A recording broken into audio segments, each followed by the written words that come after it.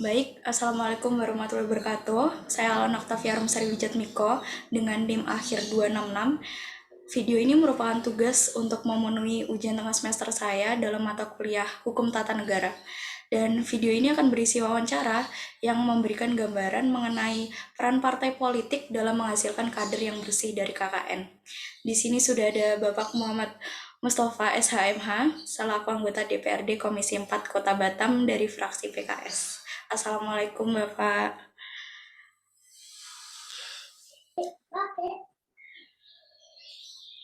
Oke, di sini saya akan memberikan beberapa pertanyaan terkait tema yang sudah saya bicarakan di awal. Baik, pertanyaan pertama dari saya adalah, dari informasi yang saya cari-cari, Bapak dahulu pernah bersekolah di Uniba, Universitas Batam, dengan mengambil jurusan hukum. Lalu dahulu juga pernah menjadi ketua SPMI, Federasi Serikat Pekerja Metal Indonesia. Saya sedikit penasaran, apa sih yang menyebabkan Bapak memutuskan untuk terjun ke dunia politik melalui partai PKS? Ya, jadi terima kasih Octavia atas mempercayakan ke saya sebagai narasumber untuk pemenuhan skripsi ya, pemenuhan skripsi. Oh, bukan Bapak, ini masih ujian tengah semester. Ujian tengah semester, ya. Jadi dalam hal ini tentunya kenapa sampai saya harus mengambil keputusan dari dunia kerja di perusahaan dan sebagai belajar ilmu hukumnya, ini ada bagian-bagian yang memang ada hubungan dengan beberapa gerakan-gerakan yang memang kami lakukan, yaitu ya salah satu contoh adalah gerakan-gerakan di perburuhan atau serikat pekerja. Ternyata hampir 100% kebijakan kesejahteraan itu ranahnya ada di pemerintah. Saat itu ranahnya ada pemerintah, maka itu adalah ranah-ranah kebijakan politik. Maka tidak bisa dinafikan bahwa kesejahteraan pekerja atau buruh pabrik semata-mata tidak pada pemilik perusahaan, tapi pada pemerintah dalam membangun regulasi yang ada. Regulasi itulah yang akan menentukan kesejahteraan dari pekerja itu sendiri. Mungkin itu, Octavia. Oke, baik. Sekarang Suaranya jelas nggak di situ? terdengar Bapak, terdengar jelas. Baik, mungkin pertanyaan kedua, sekarang kan Bapak telah menjadi anggota DPRD ya, lewat partai PKS. Nah, saya penasaran juga, apa sih yang partai lakukan dalam menghasilkan kader-kader yang bebas dari KKN? Itu suaranya. Kecil, Bapak? Coba ulangi lagi. Oke, saya sedikit penasaran nih, apa sih yang partai-partai lakukan untuk menghasilkan kader-kader yang bebas dari KKN? Mungkin di partai PK sendiri, apakah ada program khusus mungkin untuk menghadapi masalah KKN ini? Soalnya kan para kader ini sangat rentan begitu, bersinggungan dengan kasus pidana KKN ini, begitu. Ya, KKN ini kan ada 3 kan? Iya. Apa itu? Korupsi, kolusi, nepotisme. Nah, ya. Yang paling ditentang oleh seluruh masyarakat yang ada di negeri ini. Maka bagaimana partai politik menyikapi itu? Tentu seluruh kader yang akan masuk di lini-lini pemerintahan itu akan dibekali dengan rambu-rambu yang tentunya rambu-rambu itu yang berhubungan dengan korupsi, kolusi, dan nepotisme. Rambu-rambu ini tentunya akan benar-benar wajib dipatuhi oleh seluruh kader yang nantinya masuk di dalam pemerintahan maupun di legislatif maupun di eksekutif. Karena ini akan menyangkut sebagai nama baik sebuah partai politik. Bagi kader-kader yang masuk dalam 2 lembaga tersebut, legislatif ataupun eksekutif itu ibarat kata itu adalah etalase partai. Saat itu di sana etalase itu rusak, maka partai itu akan rusak. Terus langkah-langkah apa yang harus dilakukan partai politik untuk bagaimana kader-kadernya tidak terhindar, supaya terhindar dari KKN itu, maka seluruh kader itu dibekali. Ada yang namanya BIMTEK, bimbingan teknis dalam menjalankan tugas-tugas atau fungsinya sebagai pejabat tersebut. Karena tidak semua kader itu memahami tusi itu.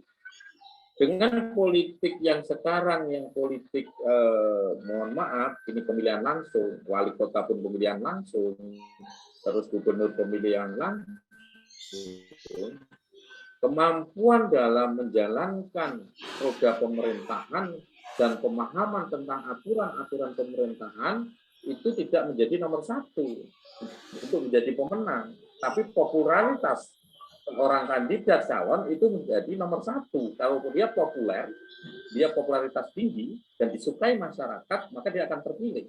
Saat dia terpilih, apakah dia akan mampu untuk memahami kerja-kerja yang ada? Dia butuh waktu itu. Maka di aturannya memang ditatap di undang-undang, maka seorang anggota dewan, seorang bupati ataupun wali kota ataupun gubernur, dia punya hak yang namanya tenaga ahli. Nah, tenaga ahli artinya yang dilakukan oleh partai politik untuk membekali bagi kader-kadernya supaya menjauhi yang namanya KKN itu, maka sebelum masuk ke sana biasanya kami, terutama di Partai Keadilan Sejahtera, itu ada kegiatan yang namanya adalah bimbingan teknis untuk supaya tidak terjerumus kepada hal-hal yang nanti merugikan partai ini sendiri. Halo? Halo, iya Bapak. Baik, berarti itu untuk Partai PKS sendiri ada BIMTEK ya? Oh.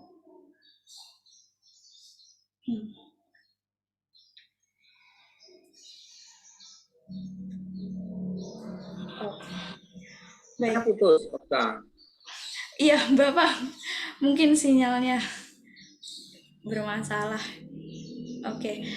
Dari yang saya tangkap berarti untuk Partai PKS sendiri ada yang namanya BIMTEK ya, bimbingan teknis begitu.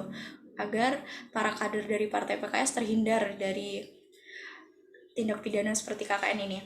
Kalau semisal kader yang Suaranya hilang. Oke, begini, kalau semisal kader yang ada nih setelah melalui BIMTEK, bimbingan teknis dari Partai PKS sendiri, tapi tetap nakal, maksudnya tetap melakukan salah satu tindak pidana yang ada di KKN sendiri, semisal korupsi gitu. Apakah ada sanksi yang diberikan partai jika terjadi kasus seperti itu? Ya, kalau ada kader-kader yang akhirnya melakukan tindakan-tindakan pidana, terutama adalah saat dia memegang tampuk pimpinan jabatan, itu entah kepala daerah, itu atau pejabat daerah, maka sanksinya jelas di kami, yaitu dikeluarkan dari anggota partai. Sudah jelas itu. Ya, dalam kondisi ini tentunya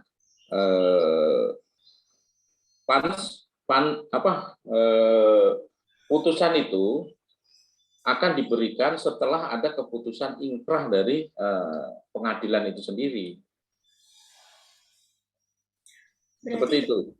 Oke, berarti menunggu keputusan pengadilan apakah kader tersebut benar-benar salah dalam kasus misal mereka melakukan KKN begitu ya Bapak?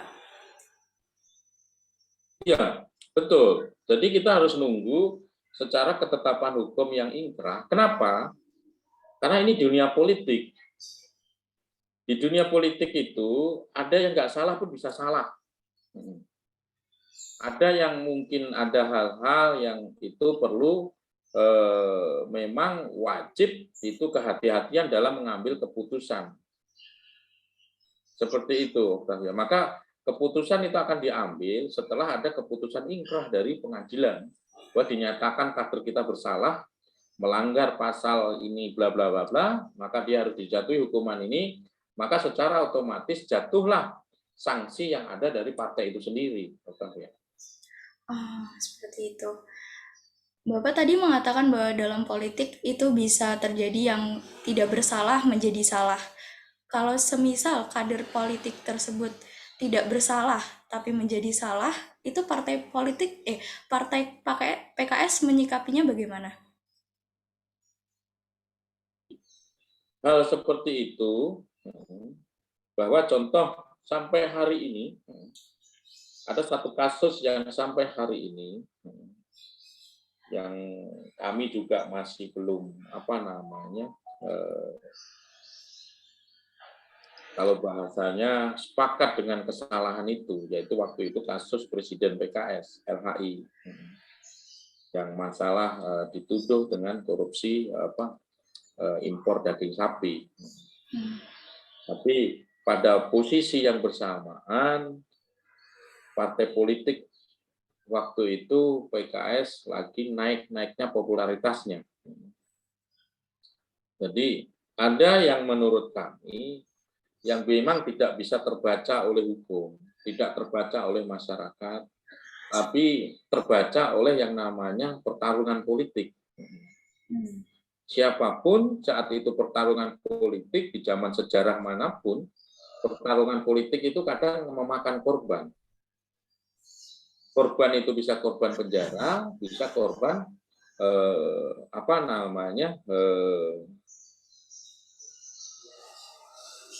sampai dihukum. Contoh, pertarungan politik antara Kartosoewirjo dengan Soekarno. Karena Kartosoewirjo memegang pandangan politik kanan, sedangkan Kartosoewirjo itu memegang pandangan politik kanan, Soekarno itu memegang pandangan politik tengah, nasionalis. Maka saat itu ada kecenderungan bahwa pikiran dari Kartosoewirjo melalui DITI tidak diterima dalam pemerintahan yang dimiliki oleh waktu dipimpin oleh Soekarno, maka langsung dituduh sebagai pemberontak dan akhirnya dihukum gantung. Sedangkan kita sama-sama tahu Soekarno dengan Kartosoewirjo itu satu bangku sekolah, satu guru dengan Hos Cokro Aminoto dalam belajar politik. Tapi saat implementasi politik, maka apa yang jadi? Disitulah yang saya sampaikan, saat itu kekuasaan berbaur dengan politik, kadang orang yang salah di saat itu berpolitik belum tentu salah. Tapi kadang menjadi korban dari kekuasaan yang ada.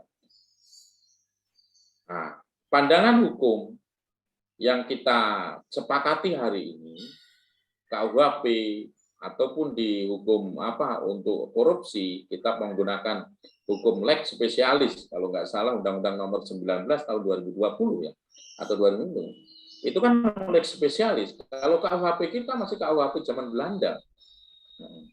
Saat KUHP kita masih zaman Belanda digunakan sampai sekarang, sampai hari ini sebenarnya bangsa ini belum punya yang namanya KUHP. Pernah diajukan untuk amandemen di tahun 66, tapi sampai sekarang tidak bisa. Kenapa? Karena undang-undang itu kan yang harus mengesahkan kan orang-orang politik. Sampai sekarang pun juga nggak akan selesai kalau memang orang-orang politik itu juga tidak konsisten untuk menyelesaikan bahwa dan memahami sampai hari ini kita sebenarnya masih dijajah oleh Belanda si hukum kita. Karena KUHP kita itu masih menggunakan produk-produk Belanda. Akhirnya dengan KUHP yang masih produk-produk Belanda itu ada, mohon maaf, untuk yang ada banyak undang-undang yang digunakan. Contoh, undang-undang perburuan pakai lex spesialis, undang-undang korupsi pakai spesialis, undang-undang kekerasan anak dan kekerasan keluarga pakai lex spesialis. Artinya tersendiri undang-undangnya. Padahal kalau kita bisa meramu KUHP itu menjadi satu dan disahkan menjadi KUHP milik kita sendiri, maka semuanya itu akan masuk di dalamnya. Seperti itu, Octavia. Baik. Kembali lagi tadi saya sedikit penasaran bagaimana sih mekanisme dari bimbingan teknis itu? Octavia, Ya. kok sering putus-putus ya Oh, sebentar. suaranya? Apakah Ini masih yang sinyalnya Jub yang punyanya Pak Mus atau punya Octavia ini? kalau suara Bapak di saya terdengar jelas, Pak, lancar. Alhamdulillah. Saya udah coba. Sudah. Sudah, Bapak. Oke. Saya sedikit penasaran mengenai teknisi atau bagaimana sih metode dari BINTEK itu sendiri, bimbingan teknisi tadi, sebelum kader menjadi calon legislatif Ulangi mungkin. Octavia, suaranya Eh, hilang. baik, eh, saya sedikit penasaran mengenai Nah, bagaimana masih sih hilang nih, belum Oke, ada suaranya muncul. baik, sudah terdengar, Bapak? Lancar? Hah? Suara Bapak tidak terdengar di saya. Apa? Eh,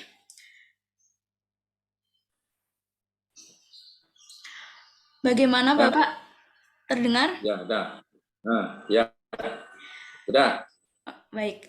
Saya sedikit penasaran mengenai teknisi atau metode. Bagaimana sih BINTEK itu sendiri? Fintech itu pada porsinya itu dalam bimbingan teknis itu partai mendatangkan eh, untuk pemateri-pemateri itu rata-rata emang dari penyelenggaraan pemerintahan. Khususnya itu adalah dari Kementerian Dalam Negeri. Dari Kementerian Dalam Negeri itu dipaparkan tusi tugas pokok. Oh, ini yang boleh, ini yang tidak boleh. Kalau ini dilakukan, ini akan menjadi pidana. Kalau ini dilakukan, menjadi korupsi. Nah, seperti itu. Jadi bimbingan teknis itu pemateri bukan dari kita juga, dari kepolisian, dari kejaksaan, juga dari Kemendagri, itu akan memberikan arahan-arahan kepada seluruh kader yang masuk kepada pejabat daerah ataupun pejabat negara ataupun di eksekutif. Karena tadi dengan latar belakang yang berbeda, yang ketidakpahaman, maka perlu dipahamkan. Karena KKN ini kan bermacam-macam. Contoh begini, seorang kepala daerah menerima hadiah dalam saat Lebaran, parcel. Kira-kira hadiahnya sekitar 10 juta. Saya tanya ke Octavia, boleh nggak menerima? Eh, mungkin kalau tujuan awal dari pemberi hadiah parcel tersebut memang hanya parcel saat Lebaran mungkin boleh, coba. Nah, di aturan undang-undang kita nggak boleh. Selama kita menduduki posisi itu, pejabat daerah, maka kita dilarang menerima parcel-parcel itu. Kenapa? Di saat itu kita menerima parcel itu, maka kedepannya akan mempengaruhi kebijakan. Contoh, kita sebagai kepala daerah menerima parcel dari perusahaan A. Oke, saat perusahaan A itu memberikan parcel, tentunya ke depan akan saat itu ada kerjasama, kegiatan atau apa akan mempengaruhi sebuah keputusan. Itu tujuan undang-undang itu diatur. Maka banyak masyarakat yang pada prinsipnya yang setelah dia menduduki jabatan itu, dia harus paham secara aturan perundang-undang tidak diatur secara rinci, tapi secara norma itu tidak boleh dilakukan. Ini namanya norma-norma hukum. Kalau di mata masyarakat ya sah-sah aja lah. Wong kita terima hadiah kan gitu kan. Iya. Tapi di norma hukum tidak bisa. Dia memberikan hadiah itu karena Anda wali kota. Dia memberikan hadiah itu karena Anda anggota DPRD. Tapi di saat itu dilepas jabatan itu, apakah mereka tetap memberi hadiah? Belum tentu. Seperti itu. Oke, jadi seperti itu ya. Wah, saya baru mengetahui hal-hal tersebut, Bapak. Mm-mm. Baik, eh, apa nih? Eh, baik, mungkin ini pertanyaan terakhir. Eh, semisal seseorang telah menjadi anggota legislatif, apakah ada pengawasan lanjut mungkin dari partai politik, dari partai PKS sendiri dalam mengawasi kader-kader mereka yang telah menjadi anggota legislatif ataupun eksekutif dalam permasalahan KKN tersebut? Ya, nah itu pasti. Kalau di legislatif itu,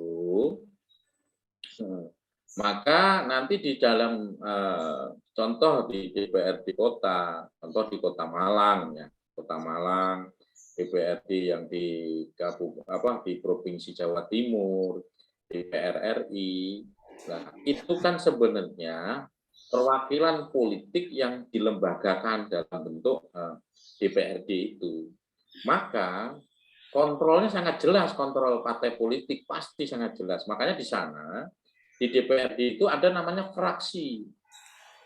Ya, contoh kalau dia rata-rata di DPRD, saya contoh kasih yang di tempat Octavia tinggal ya, di DPRD Malang ya. Ya, Octavia tinggal di Malang ya, Malang ya. Ya, sekarang saya berada di Malang, Bapak. Ya, jadi gini, saat itu satu fraksi itu minimal satu partai itu harus mendapatkan 4 kursi.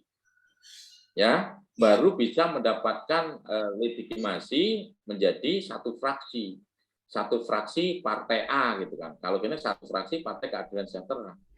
Di sini ada namanya ketua fraksinya. Ketua fraksi inilah setiap bulan atau minimal itu 3 bulan sekali mengupdate laporan-laporan ke partai induknya tentang apa-apa yang ada kegiatan di DPRD tentang APBD, tentang perda-perda yang mau dikeluarkan oleh pemerintah daerah, terus tentang kegiatan-kegiatan yang menyangkut untuk masyarakat, maka sebelum ngambil keputusan dan itu menjadi sebuah peraturan, contoh kita lagi membuat perda ini, sebelum kita putuskan, maka kita harus laporan dulu ke induk partai.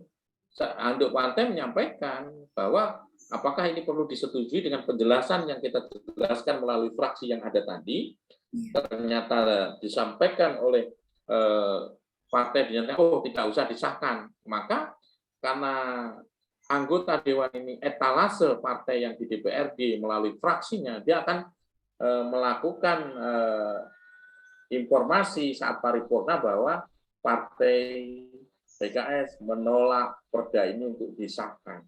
Artinya itu kontrol bukan asal orang yang ngomong, tapi kesepakatan antara partai induk dengan perwakilan yang ada di DPRD. Nah, begitu juga di saat nanti posisinya adalah untuk memantau apakah masih lurus seluruh kader kita yang masuk di DPR. Lurus dalam artian tidak terkena hal-hal lain. Ya, makanya kalau di kami itu ada yang namanya setiap 1 minggu sekali itu wajib seluruh kader itu halakoh. Untuk ini mungkin hanya satu ya PKS yang menjalankan ini. Halakoh itu bertemu untuk mentarbiyah diri kita bahwa supaya kita tetap on the track, jalan yang tidak berbelok-belok, karena ini perlu dicas secara tarbiyah kita dicas dulu tarbiyah kita.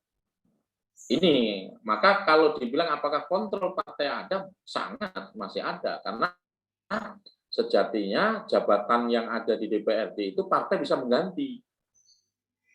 Walaupun Anda terpilih menang gitu.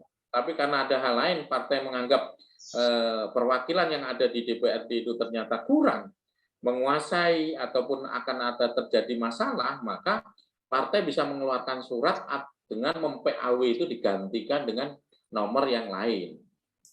Jadi yang punya kekuasaan di DPRD itu sebenarnya partai. Di DPRD, kota, provinsi, dan sampai ke pusat itu partai. Contoh kayak di DPR RI. Banyak pada posisi tidak memahami saat itu undang-undang digodok oleh DPR RI, sebenarnya bisa dikalkulasi. Kalau undang-undang itu yang mengusulkan pemerintah, 100% itu pasti akan disepakati menjadi undang-undang, rancangan undang-undang. Kenapa? Kan kita bisa tengok, pemerintah sekarang didukung beberapa partai. Partai yang mendukung ada kursi nggak di DPR RI? Contoh kayak Partai Demokrasi Indonesia Perjuangan, Partai Golongan Karya, kan ada kursi di sana.